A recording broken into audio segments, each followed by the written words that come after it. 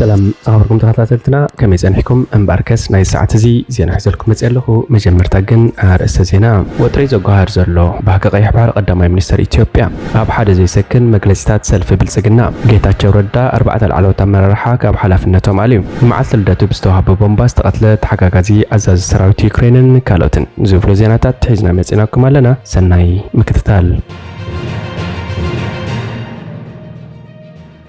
نمعلت لداتو بزتوها ببومباست قتلت حقاقازي عزاز سراويت يوكرين حلف عائلات يوكرين جنرال فاليري زالوزني ناي قربات حقاقازي كم هي بلدات بزتوها ببومبا 5 قتلة تقليصو ود 39 عمت مجر هناداي تشاستوياكوف كاب مسارح تستوها بهيابات أبجزء مسودونا خفتن كليو ات بومبا تفنجرو ات 13 عمت زعد مودو بخبير قاسيل الله منستر وشتاو قدات يهور كليمنكو ات قلعان قلبت ات بومبا خط او يدحر مجمارو ابو نت بومبا خبت قلع خوسدن كلو ات قلبت 3 سحبت زحزن نوتكي أسعب خبل جليتو مسرت المينستر اتم بامباتات كاب حدا مسارحتو استوهبو هياباتهم حزبي وتصيت وقع مرمرة خصبت المينستر تلابيلو بوليس كن اتفنجرا بسنك تنقاقز غورلو اتحازات تكوست خمس خونه يزقل زلو نو حكايه صنحجن ابت غزا خلوت حموش بامباتات ترخيبهم يم دحير دما ابلعلت كولونيل كم زخونه استقلص مسارحتو استقبر فتشا سعبو كالوت تمساسل دخلت بامباتات ترخيبهم ميجر تشاستياكوف نتم بامباتات رمز ويسكي ابز حزا ابورسا غيرون ابغزو خمس وسدن ينقر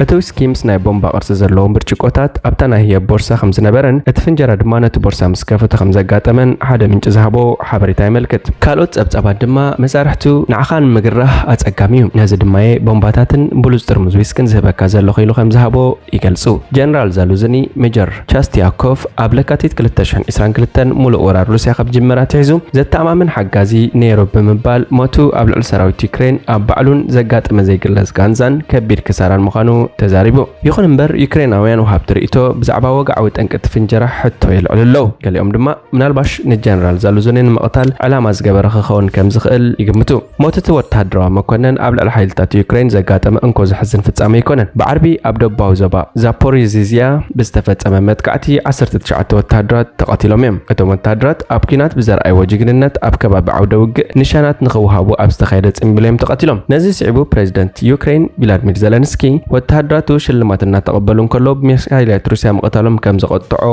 ገሊጹ ነይሩ وتريزو جوهر زلو بحق قيح بحر قدامي منستر إثيوبيا مسور حدش كنا تتحيزو سمايل لعلالو إذن قدامي منستر أبي أوشت حموشت عمت مبل رابعي مخانيو نعيسر عمتات أمونغ إثيوبيان إيرتران زنبر قرحن تخفت تحند وسرو تبقسو أبكلتشحن 19 شلمات نوبل سلام استعوت أبي أحمد أتصور كم مجزأن سراويتو كم منك أسقاسن أفتق بحر مركب أهلونا حتى إلو خزارب كسمع تسانيحو أقالو بإثيوبيا أب ودب عصب مخانو ردويو مجلزة قدامي منستر استردو إثيوبيا غوربا بتومن اتقدماي منستر حيل ختقم كم زخل يفرارح كم زلو يم زحسب زلو انت خنا اب قربا على حيلتات مكلخل تهجر اب زخبرلو معلتي اب زغبره مدره نيرترا ناي مورار دليت كم زيبلو تزاريبيو اثيوبيا نزخونه تهجر وريرا يتفلطن اب قصلون ايكتورنيا مبالي ذكر بهصص ودب لمعات بين منغستات يقادون زتخغبر صويعيو تختخ زمسل اكايدا اثيوبيان اصوار نمشمات تغبرو زلو غيان جن صعبين كلوي ابي افدغ بحرنا يمركب حتى إثيوبيا أب حملة وقعوا جيروي إثيوبيا زل على بز حزب اللوا جن أفتق بحر زيتون هاجرة 225 مليون حزب اللوا أفتق بحر نجستات إثيوبيا قدام نتسبوا قداي نيرو بفلاي إتي كاب شنچ 230 كسب شنچ 274 نتهاجر زجزء نقص هاي لسلاسي زبلات بتقدم أقميتو نتي أب 19 كفل زمن زنبرة فول جنرال ألو لعبا نجاب متكاس كحبحري تفترة ودب إثيوبيا يلو مس نجارو أبز قبر أخي بعد ما بسلام من جدي ودب كنركب ندلينا إذا أنت زي كوين جن حيل خنتقامينا خمس بلون صبات يحبرو قال سبات اذا اكايدا اوش تاغر بوليتيكا ودغاف نمركاب زغبرو ميلا خمس خونه يمزغلصو ازي نتوم عبا اثيوبيا قتلو زغسكسو ليقنا محرا كحجز وزصوعي قداماي منستر ابي ابت مستغراي زكايدو دمو خينات دو نمبال مسوحات زفرمو وعل سلام نزغجله اغليل ويو بزغندو ايبلن نملش امحرا عطقم نمفتح اب ميازيا وتادراو سرحت مجمار نابزغدا قرحنتي اتيو بزحات اثيوبياوين ون عباي هاجر افدغ بحر خلوا علم لخاو حقي فك ቅዲው ዝብል ጉጉይ እምነት ኣለዎም ካልእ ትንተና ኣብ ኣሕመድ ስሙ ዝጽውዓሉ ሓድጊ ናይ ምግዳፍ ዓብ ባህጊዩ እንተ ተኻኢሉ ብሰላም እንተ ዘይኮይኑ ብሓይሊ ወደብ ብምምጻእ ንዕቤት እቲ ሃገር ኣበርክቶ ክገብር ደሊ ንዓሰርተታት ዓመታት ፖሊሲ ወጻኢ ኢትዮጵያ ተገማቲ ነይሩ ኣብቲ ጎደቦ መሪሕ ብምዃን ነቲ ዞባ ንምርግጋእ ትደሊ ነይራ ምስ ሕብረት ኣፍሪቃን ሕብረት ሃገራት ብምትሕብባር ኣብ ሱዳንን ሶማልያን ሰላም ንምስፋን ዘካየዱ ተጻዕርታት ኣካል ናይዚዩ ኢትዮጵያ ኣብ ምኽባር ሰላም ሕብረት ሃገራትን ሕብረት ኣፍሪቃን ዝለዓለ ኣበርክቶ ዘለዋ ሃገር እያ ካልእ ድማ ዝርግሐ ዶብ ተሳገርቲ መንገዲ መጓዓዝያን ሓይሊ ኤሌክትሪክን ንምስራሕ ዝዓለመ ዓበይቲ ፕሮጀክትታት መሰረተ ልምዓት ምህናጽ ዝነበረ ሕልሚ እዩ ኣብ ሩባ ናይል እተሃንጾ ዘላ ግድብ ህዳሴ ናብ ጎረባብቲ ሃገራት ሰደድ ክግበር ዘኽእል እኹል ሓይሊ ኤሌክትሪክ ንምፍራይ ዝዓለመ እዩ እቲ ሓሳብ ቅርኒ ኣፍሪቃ ናብ ሓደ ሓባራዊ ቁጠባ ጉጅለ ንምምጻእ ዝተለመ እዩ ቀዳማይ ሚኒስትር አብይ ኣሕመድ መለለይኡ ዘይተገማትነት ኮይኑ ኣሎ ኣብ ጉዳይ ውሽጢ ዓድን ወፃእን ከምኡ ኮይኑ ዘሎ ብወገን ኤርትራ ነቲ ቀዳማይ ሚኒስትር ኣብ ዝሃበቶ ሓፂርን ደረቕን መልሲ ነዚ ሕቶ ወደብ ከም ዘይተቐበሎ ገሊጻ ካልኦት ገርባቢት ኢትዮጵያውን ከዓዳምርማ ተሰሚዐን ጅቡቲ ንበዓላ ከም ነጻ ሃገር እትጽውዕ ሶማሊላንድ ሶማልያን ኬንያን ንኢትዮጵያ ንምዕጋት ብዘይስሩዕ ሕብረት ምስ ኤርትራ ተሰሊፈን ናይ ሓድሕደን ሻቁለት ዝምልከት መግለጺታት የውፅኣ ኣለዋ እተን ቀንዲ ተወሳእቲ ማእከላይ ምብራቕ ላንጋላንጋየን ዘሎ ቀንዲ መሓዚ አብይ ኣሕመድ ከም ዝኾነት ዝንገረላ ሕብራት ኢማራት ዓረብ ነቲ አብይ ዝሰርሖ ዘሎ ዓቢ ቤተ መንግስቲ ዝኾን ገንዘብ ትህቦን ድሮናት ተቕርበሉን ከም ዘላ ይእመን ነፋሪት ሕብራት ኢማራት ዓረብ ኣብ ቀረባ መዓልታት ኣብ ወታደራዊ ማዕርፎ ነፈርቲ ኢትዮጵያ ጽዕነት ከተራግፍ ተራእያ ኢማራት ዓረብ ንመብዛሕትኡ ከባቢታት ሱዳን ዝተቆጻጸረን ኣብ ቀረባ እዋን መንግስቲ ክምስርት ከም ዝኽእል ይግለጽን ዘሎን ብጀነራል መሐመድ ሐምዳን ደጋሎ ወይ ሕሜቲ ዝምራሕ ጉጅለ ህጹጽ ደገፍ እውን ትሕግዝ እያ ሓደገኛ ኣካይዳ አብይ ኣሕመድ ንሕብራት ኢማራት ዓረብ ዕድልን ሓደጋን እዩ ኢትዮጵያ ጠቓምቲ ሓይሊ ቀይሕ ባሕርን መሓዛት ሃገርን ክትከውን ትኽእል ወይ ድማ ኣብ ቀርኒ ኣፍሪቃ ዝውላዕ ሓድሽ ኪናት ነቲ ኣብ ሱዳን ዝረኸበት ዓወት ሓደጋ ክኸውን ይኽእል አብይ ኣሕመድ ነዚ ዝብለጸሉን ናብ ኪናት ዝኣቱን እንተኾይኑ ስዑድ ዓረብን ንመንግስቲ ኤርትራ ክትሕግዝ ትኽእል እያ ብትኽክል ናብ ኪናት ዝኣቱ እንተኾይኑ ድማ ክልተ ዓበይቲ ፈተናታት ከጋጥምዎ እዮም እቲ ሓደ መን ይኽዋጋኣሉ ዝብል እዩ ሰራዊት ኢትዮጵያ በቶም ድሮ ዝተኻየዱ ሰለስተ ኩነታት ተዳኺሙ እዩ እቲ ቀዳማይ ምስ ሰራዊት ናጽነት ኦሮሞ ዘካየዶን ሕጂ እውን ዘይተወድአን እዩ እቲ ካልኣይ ኣንጻር ህወሓት ዘካየዶን ቅድሚ ሓደ ዓመት ብውዕል ሰላም ዝተዛዘመን እዩ እቲ ሳልሳይ ኩናት ድማ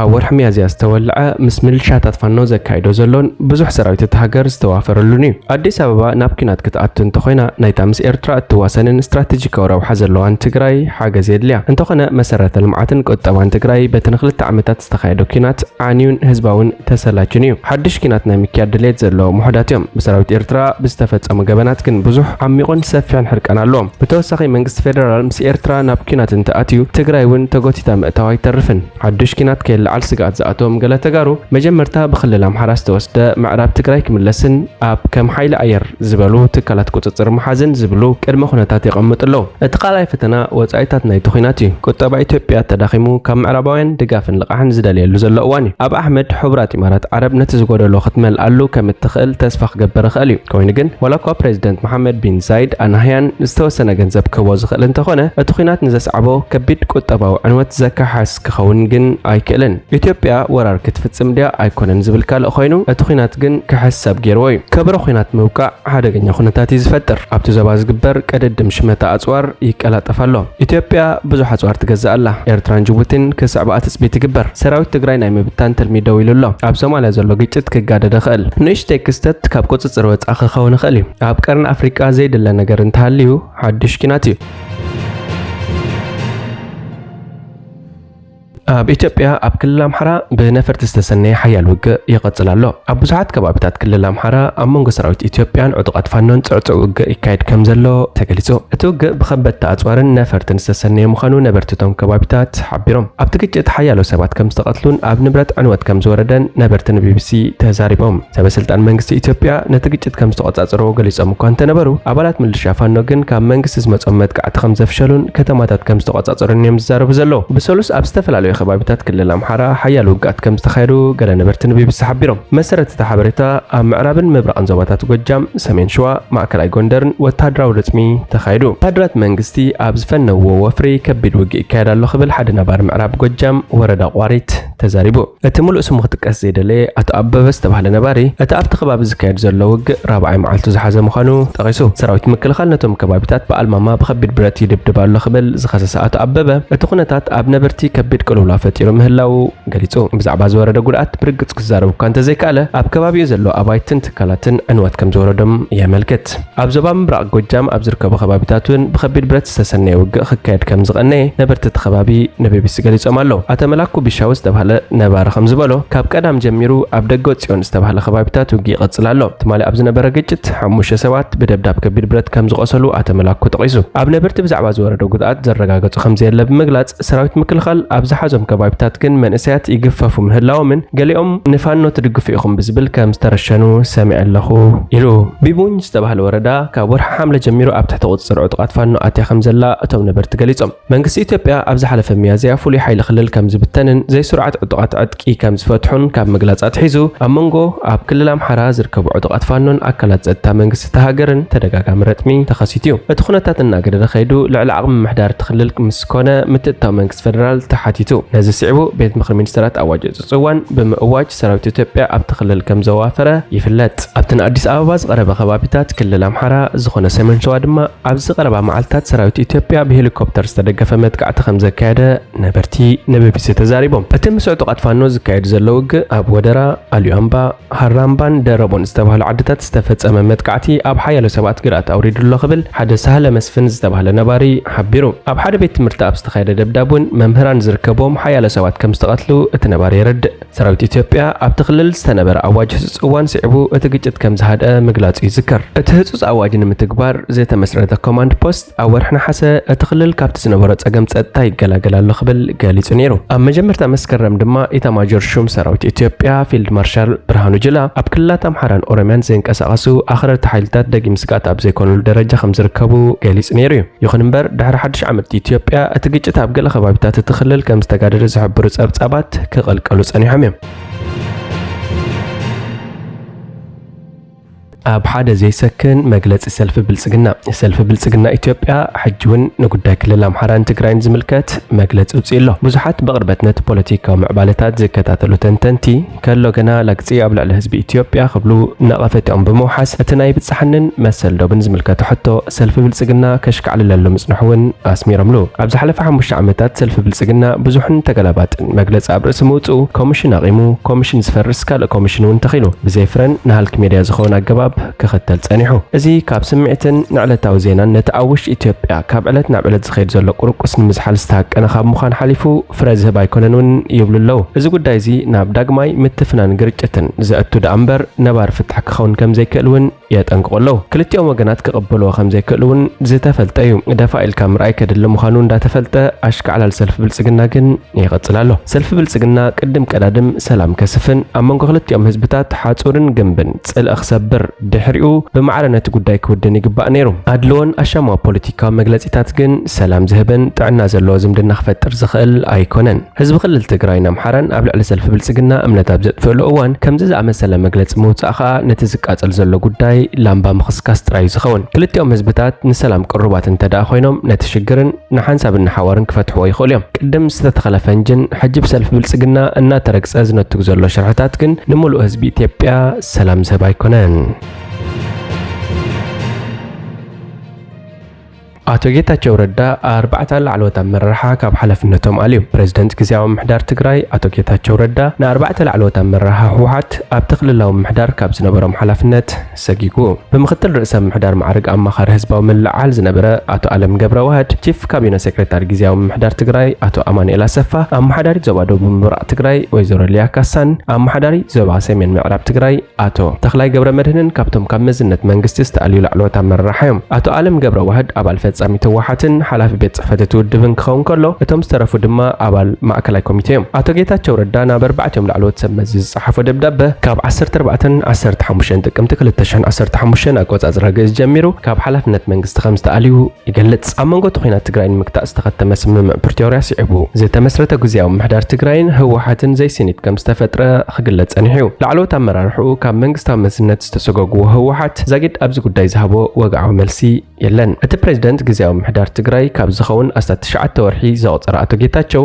ግዚያዊ ምሕዳር ትግራይ ኣብ ዞባታትን ወረዳታትን እግሩ ክተክል ከም ዘይከኣለን ገለ ወረዳታት እውን ንርእሰን ኣካላት ግዚያዊ ምሕዳር ጌረን ከይቆፅራ ዝተወደበ ምንቅስቃስ ይግበር ከም ዝነበረን ኣፍሊጡ ነይሩ እዩ ዝኾነ ይኹን ምምሕዳር ዞባን ወረዳን ግዚያዊ መንግስቲ ትግራይ ኣይመርሓንን ይምባል ከብቅዕ ከም ዘለዎ እውን ኣጠንቂቑ ነይሩ ኣብ መወዳእታ ወርሒ ጥቅምቲ ብዘይ ኣፍልጦ መንግስቲ ኣብ ከተማ መቐለ ኣኼባ ንምክያድ ብለይቲ ኣኼባ ፀዊዖም ኣብ ላዕሊ ዝበሎም ሓለፍቲ ዞባታት ስጉምቲ ብምውሳድ እቲ ስጉምቲ ተጠናኺሩ ከም ዝቕፅል ምግላጹ ይዝከር ምስ ኣቶ ጌታቸው ረዳ ኣብ ምትፍናን ዝኣተወ ገዛእ ውድብ ሕወሓት ንግዚያዊ ምሕዳር ብላዕሊ ኮይኑ ክግምግሞን ክቆፃፀሮን ከም ዝደሊ ምንጭታት ቢቢሲ ይገልጹ እቲ ብፕሬዝዳንት ግዚያዊ ምሕዳር ትግራይ ዝተወስደ ስጉምቲ ንብዙሓት ኣብ ማሕበራዊ ሚድያ የዘራርብ ኣሎ ብዙሓት እቲ ስጉምቲ ትኽክለኛን ክቕፅል ዘለዎም ብምባል ድጋፎም ክገልጹ ከለው ገለ ደገፍቲ እቲ ውድብ ድማ ነቲ ስጉምቲ ክቃወምዎ ተራእዮም ኣብቲ ንልዕሊ 2 ዓመት ብኹናት ዝተሃሰየት ትግራይ ማሕበራዊ ቁጠባውን ፖለቲካውን ቅልውላው ሰፊኑ ከም ዝርከብ ይግለጽ ኣሎ እምበርከስ ዝኸበርኩም ተኸታተልትና ናይ ሰዓት እዚ ዜና መሰናዶና ኣብዚ ፍጸም ሓድሽ ዜናታት ምክትታል